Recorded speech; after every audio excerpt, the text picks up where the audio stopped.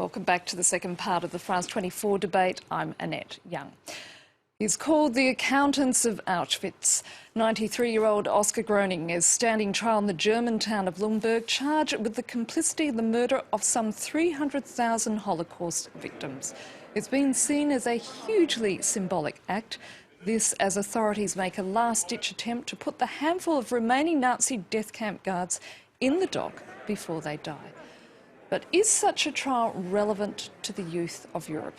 And how does Germany's reconciliation of its past during World War II compare to its European neighbours, say such as France?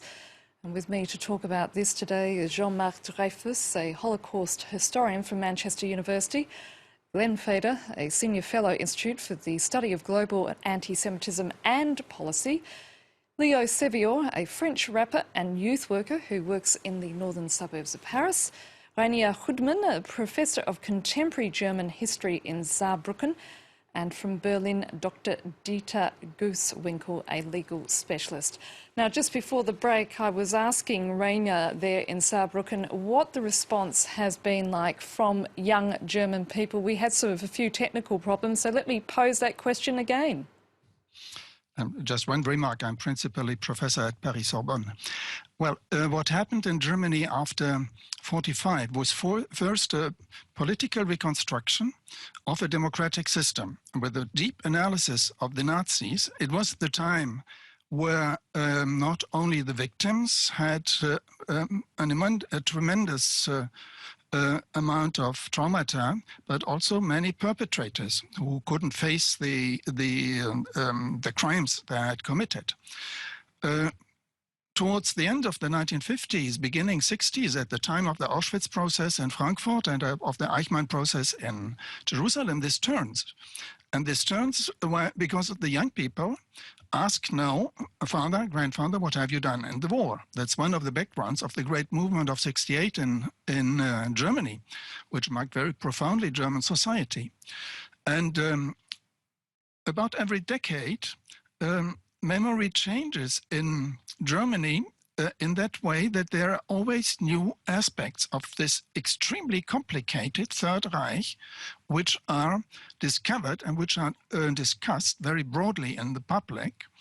And so since 1945, we have a very great dynamic of this confrontation, permanent confrontation to the Third Reich, but which is not always on the same aspects. Today, the young generation unifies all these aspects, but seen from abroad, sometimes the new subjects which come up during these 60 years may look as if the Germans start to discuss the Third Reich, while it is, in fact, the expression of this dynamic of omnipresence of the Third Reich.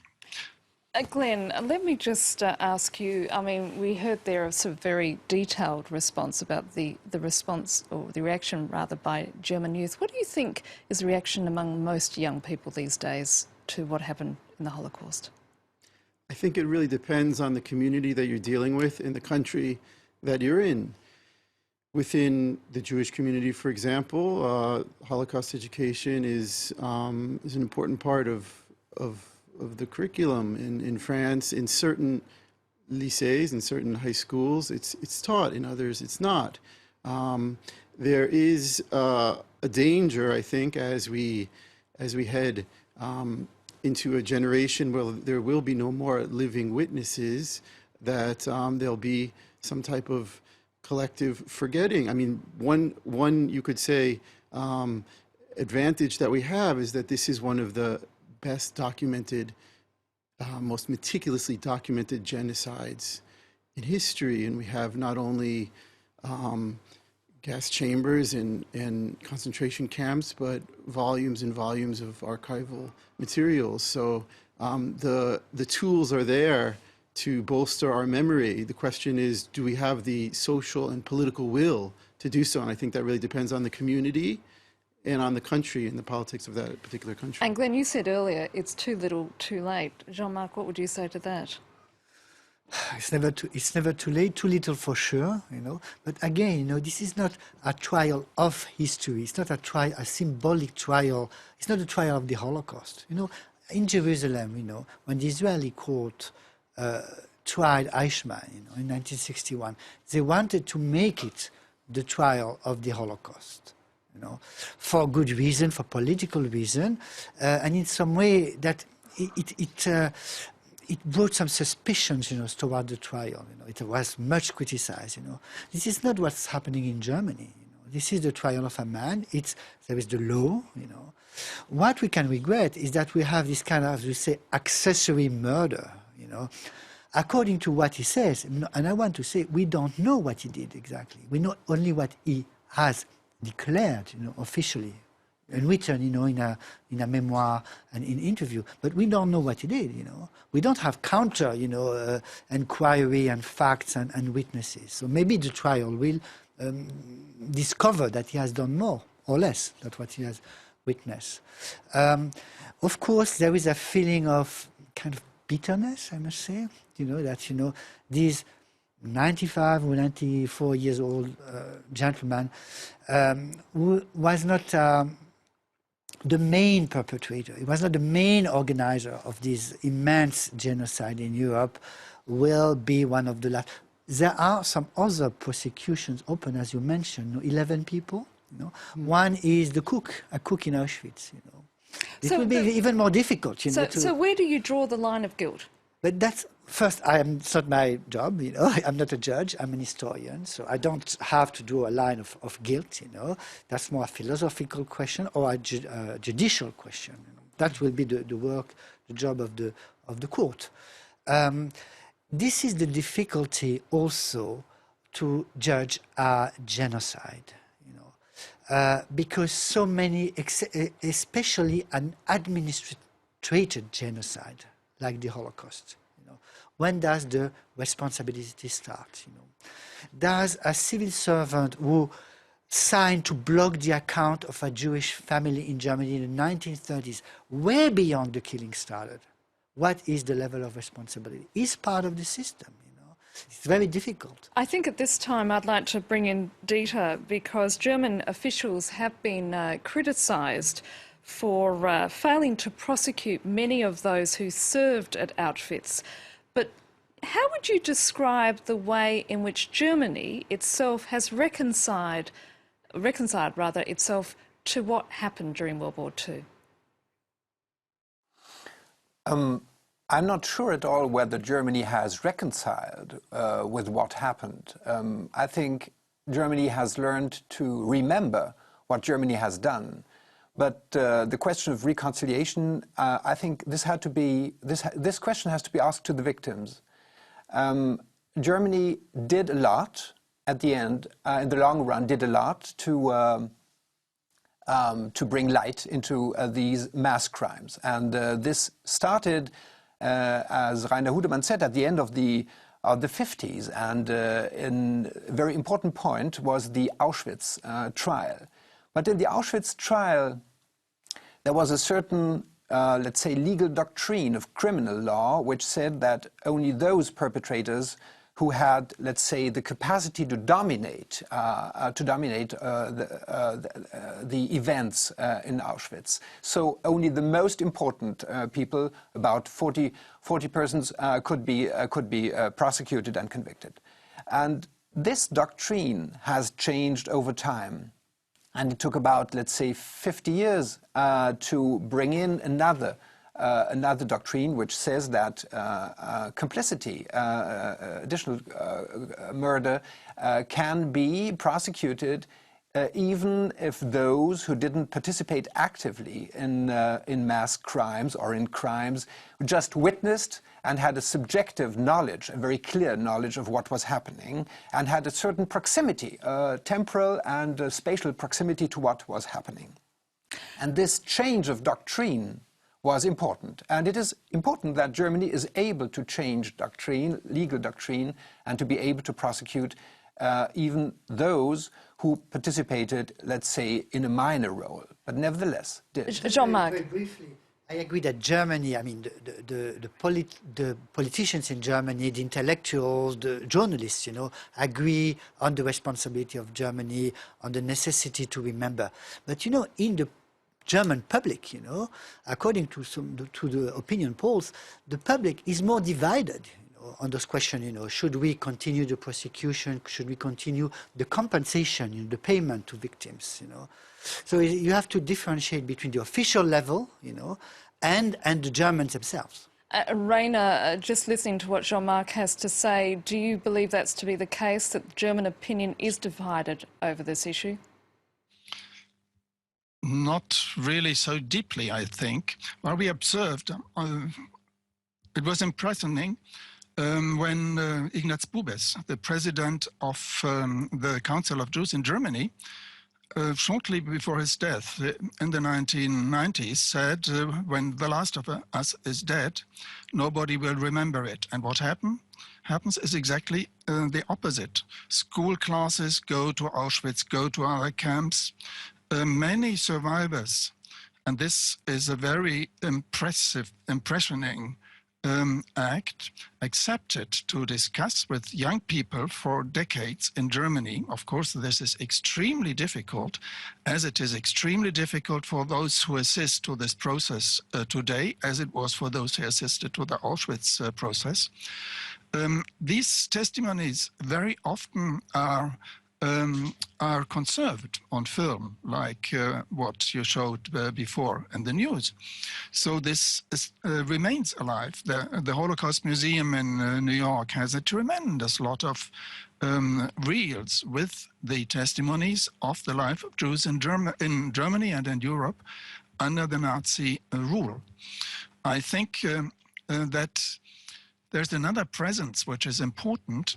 The whole political culture in Germany, which concerns everybody, is not understandable without this permanent confrontation to the Third Reich.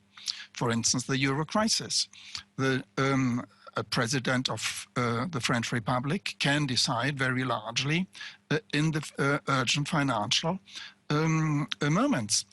The German Chancellor, which is very powerful, has the Court of Justice for the Protection of the Constitution, founded in 1950, has the second chamber, and has a very strong Bundestag, which she has to win. Rainer, this is one. Yeah. I'm sorry, because we only have so much time, because I do want to also talk about the comparison between Germany and France, for instance. Glenn, I mean, how would you compare this country with Germany? I mean, given that it wasn't until 1996 that we saw a presidential apology. Sure. Under Chirac, yeah. I mean, Germany, of course, from the beginning had to pay reparations and was, in a sense, forced to avow its crimes. But France, the French acceptance of their collaboration, the Vichy regime was late under Chirac. It came under Chirac, even under Mitterrand.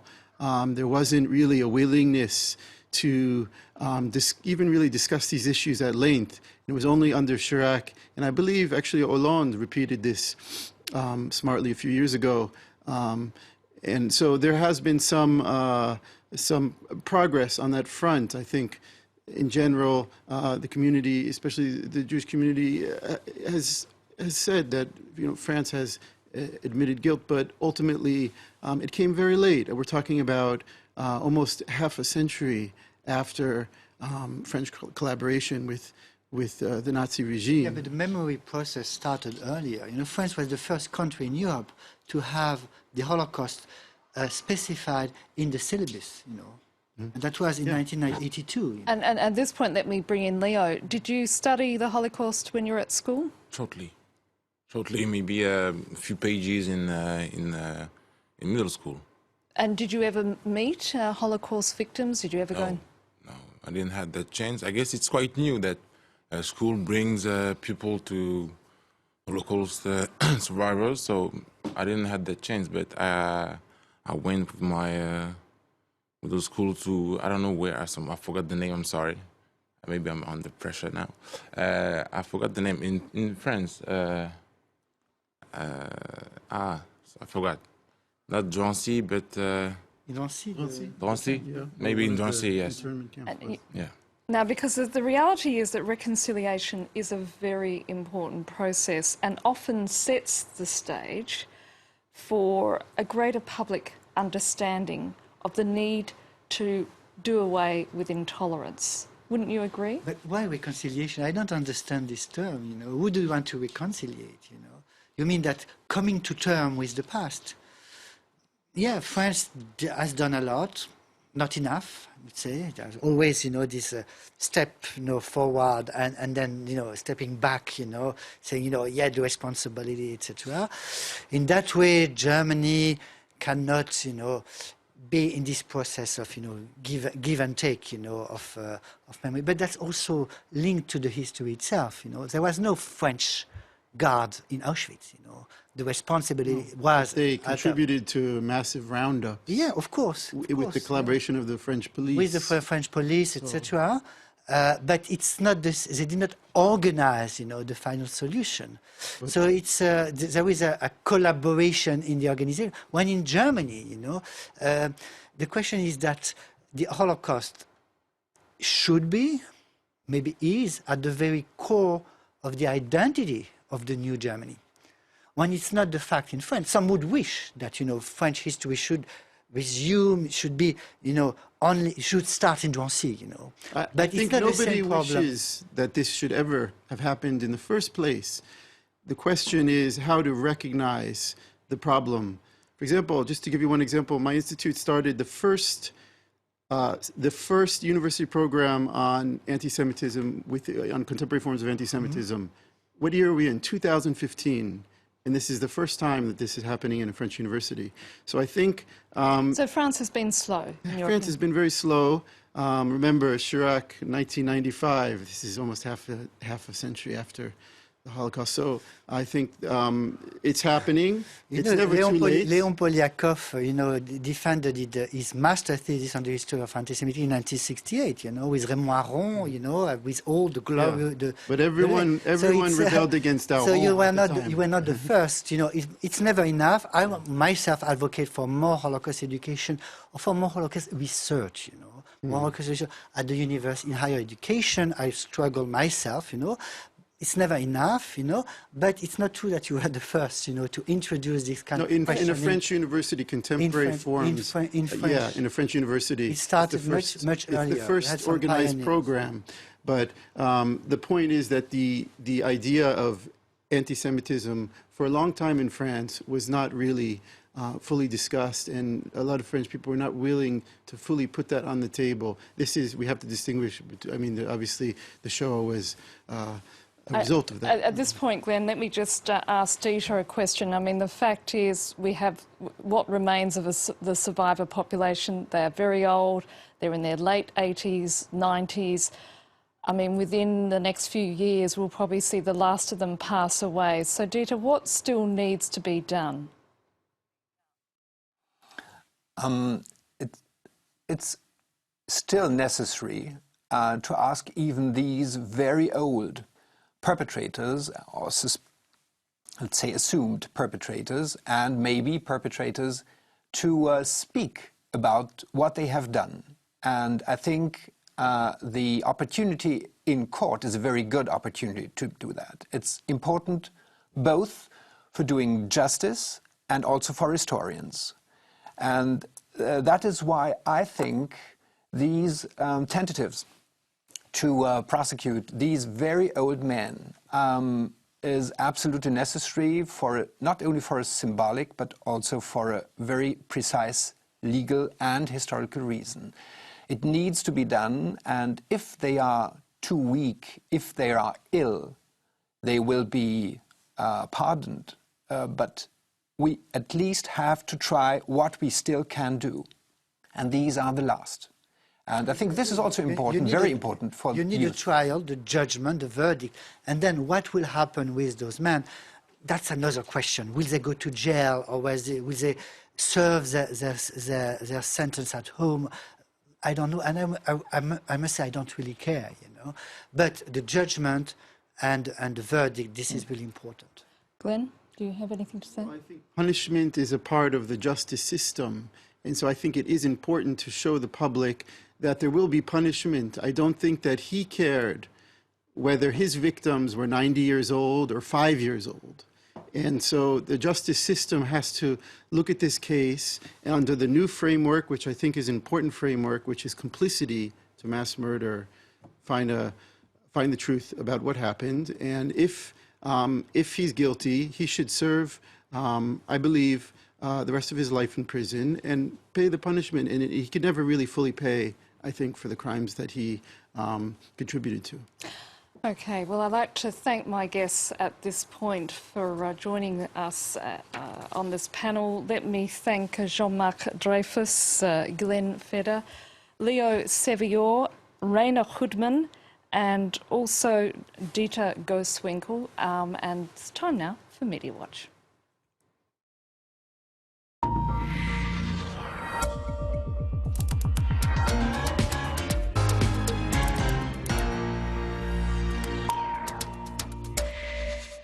Time now for Media Watch, and now I'm joined here in the studio by James Creedon. Good evening, Annette. So we're looking at the media reaction to this trial in Germany, and quite a few interesting reactions that are echoing some of the what we've been hearing on the debate this evening.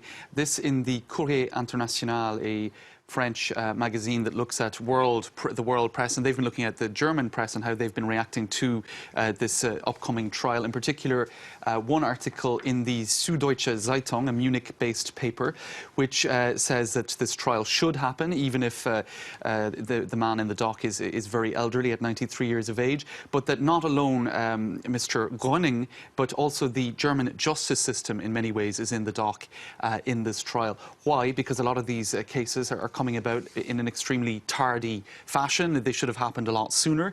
And so each of these well overdue trials, said the Süddeutsche Zeitung, should start with an apology by the German justice system, according to the opinion of this paper. Because, in fact, a lot of these victims, it almost has no sense at all when the trials have come so late on. And they also go on to recall that for decades after the war, there were former Nazis sitting as judges in federal courts, so that indeed the German justice system could perhaps have come about or brought these trials about a little bit quicker. So that's one pretty interesting response, Annette. Elsewhere, some people saying, for example, Ali Bradley, saying that he has a dark past and has finally caught up with him. So I think a lot of people are really quite pleased to see that this is happening. Some referring as well to a documentary on the BBC going back to 2005 in which he featured, and indeed in that trial what he said differs somewhat to what he is saying today, because indeed in the opening statement he admitted moral guilt, but if you look at what he said in this BBC documentary in 2005, he said, "I am innocent." And he said, "We were convinced by our worldview at the time that there was this great conspiracy of the Jews against us." And he also spoke to Der Spiegel in 2005 saying, "If you can describe that as guilt, then I am guilty, but not voluntarily. Legally speaking, I am innocent." So clearly the script has changed somewhat between 2005 and 2015. So elsewhere, the fact that he says he saw everything, in other words, confirming the historical view of what happened in these death camps. Some are saying, well, this may at least stop those who deny, who are Holocaust deniers. But this person here saying, well, there's so much evidence anyway, how can people be convinced in any way, shape or form by Holocaust denial? So that's a sort of a minor side debate that's also taking place on social media regarding this. I thought this was an interesting comment from a Rwandan Twitter user. 70 years on, Nazi perpetrators are still being punished. It's only been 20 years for us, but we must just move on. So I suppose some people saying the past is the past. Can we not just look to the future? And just one final remark, Annette. I thought it was interesting that when you type Auschwitz into Twitter today as a search term, what do you find? An awful lot of comments about what's been happening in the Mediterranean Sea in the past week. Some people saying that this is the contemporary version of death camps, and 700 dead last night. Mediterranean Sea is the new Auschwitz. That's a slightly older tweet, but a lot of tweets. In fact, that's what you're finding, comments on the Mediterranean Sea, a current tragedy. So I suppose just worth bearing in mind. James Credon, thank you so much for that. And James will be back later in the evening with more on Media Watch. In the meantime, do stay with us here on France 24. My colleague Laura Cellier will be back with more news and headlines in just a few minutes' time.